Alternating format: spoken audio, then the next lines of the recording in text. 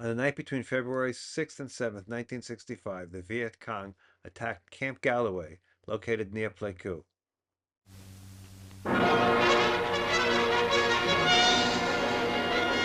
This is Pleiku, 250 miles north of Saigon, the air base that was ripped by Vietnamese communist guerrillas.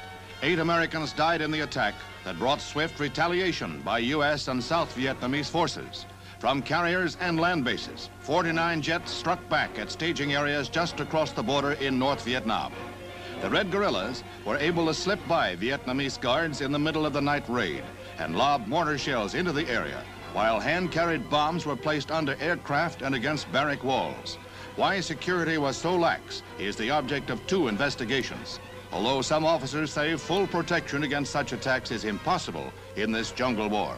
There is mute evidence of the toll the guerrillas took here.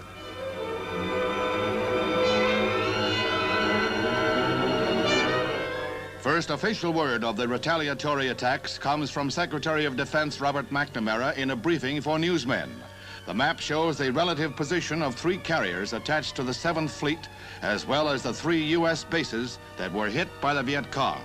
This is what followed.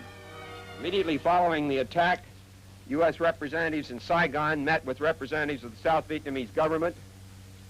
They jointly agreed that joint retaliatory action was required. The President's approval of this action was given after the action was discussed with and recommended by the National Security Council at a meeting held between 7:45 p.m. and 9 p.m. last night. Mr. McNamara said that the raiding U.S. jets hit Dong Hoi Barracks, where most Red troops are equipped for their forays to the south.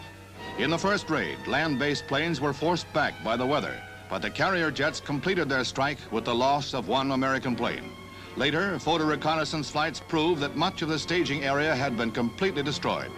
The confrontation between the Reds and the West was the most critical since the Gulf of Tonkin incident last summer, when the U.S. replied just as swiftly to North Vietnam PT boat attacks.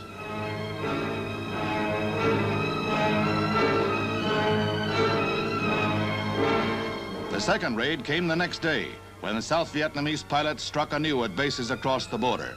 Here again, a successful mission was carried out as the Red Communication Center at Vinh Linh was bombed and strafed.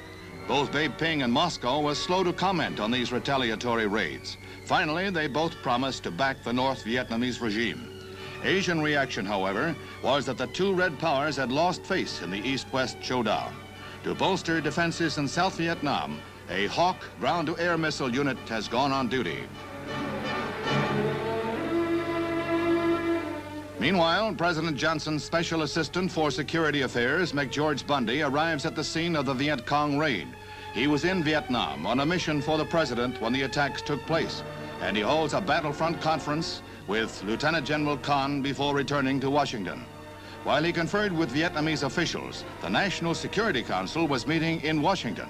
It was these meetings that brought the swift decision to strike back at the Viet Cong, to re-emphasize our resolve to continue to defend the cause of freedom in Southeast Asia. Before leaving for home, Mr. Bundy flew to the 8th Field Hospital to visit the men wounded in the guerrilla attack. 108 men were wounded, 79 of them seriously.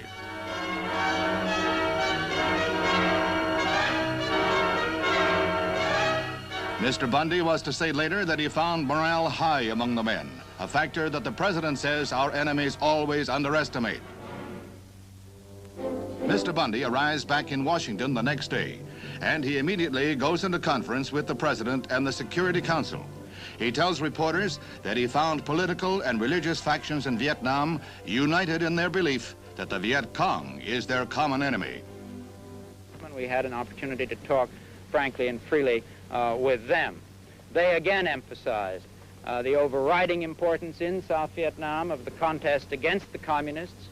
They emphasized, as the political leaders had done, the importance and their own dedication to, the importance of and their dedication to the task of forming a stable and effective political society under a stable and effective government in that country, a view which, of course, we share. And I think it's fair to say that the Americans in Vietnam are in very good heart and are prepared to continue even against this kind of danger and this kind of sneak attack. Let me say one more thing about that sneak attack, that in a war of this kind, in which there are no fixed lines, in which there are large territories that are lightly inhabited and that are essentially jungle and mountainous in character, I know no military man who believes that without an overwhelming assignment of local defense forces, it is possible to guarantee against this kind of sneak attack.